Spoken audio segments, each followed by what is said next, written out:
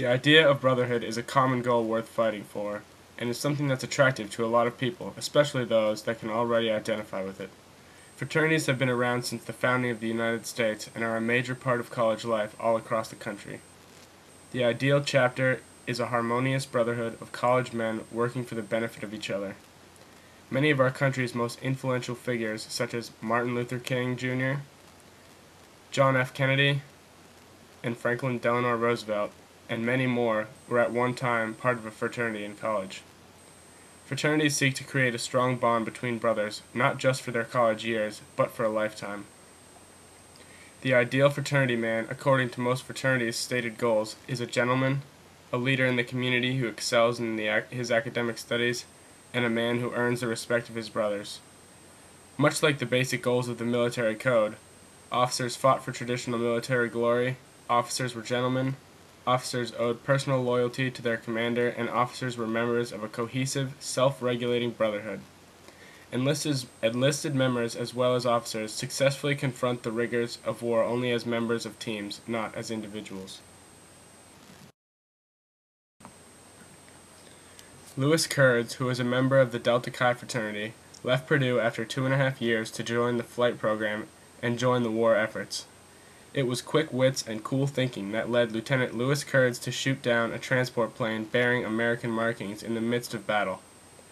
Lieutenant Kurtz was leading a fighter patrol over Baton Island, a Japanese stronghold 440 miles from Lingayen Gulf. His patrol had already spotted several Japanese planes in the area when he first spotted a Douglas transport plane with American markings. His first thought was that the Japanese had fixed up an American plane and hadn't bothered to remove the markings. Then he thought, what if it was Americans aboard that plane about to land on the Japanese base? They would be taken prisoner as soon as the plane stopped.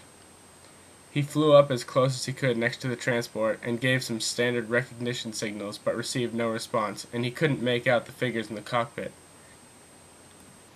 Meanwhile, other American fighters were providing protection for Lieutenant Robert LaCroix, whose plane had just been shot down by ground fire, crashed into the water, and he was trying to get his life raft a far enough distance away from the shore to be safe from the Japanese coastal batteries. The transport had just begun to circle around to come in for a landing, and it was time for Kurtz to make his move.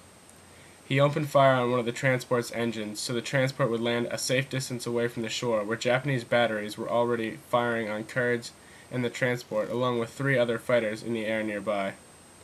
The transport hit the water safely only 100 yards away from LaCroix and his lifeboat.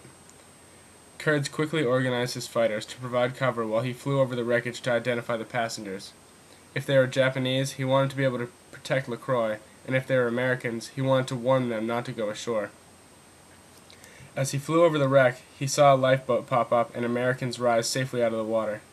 He made another pass and dropped a note down, warning them about the Japanese on shore. More American fighters arrived on the scene and strafed the coastline until dark. As morning came around and Kurtz was circling the lifeboat, he spotted an American Catalina, a plane capable of landing on the water, on its way to pick up the survivors and return them to Luzon Air Base. The story behind the transport ended up that it was on a flight going to Luzon when all instruments failed as they encountered bad weather, and after 3 hours of flying and running low on fuel, they spotted the Japanese base and assumed it was American territory, not knowing they were 400 miles into Japanese country. The rescue was a success, and the 13 passengers, along with Lieutenant LaCroix, were returned safely, all thanks to the quick wits and selfless acts of Lieutenant Kurtz.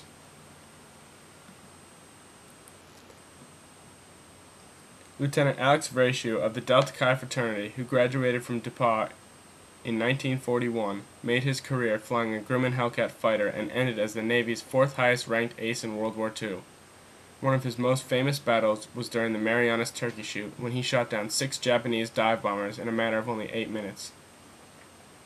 He was leading a fighter fleet off the USS Lexington that day when they encountered a group of Japanese Judy dive bombers, 25 miles away from the ship. Vreeshuh's group intercepted the Japanese and thus began a frantic firefight.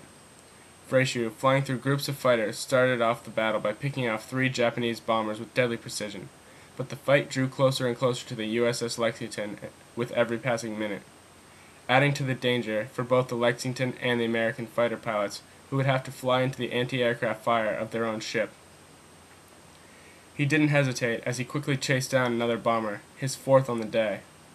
Then he spotted 3 more of the Japanese fighters preparing for their final run on the Lexington. He made his move and got behind them immediately down the first, but then he had to make a vertical dive to catch the second before it dropped its bomb. He caught the second one just in time as the anti-aircraft fire from the Lexington caught the third Japanese fighter. The battle was over, and Vracio headed back to the Lexington. Upon landing, he looked toward the admiral with a smile and held up 6 fingers to show how many planes he had taken down.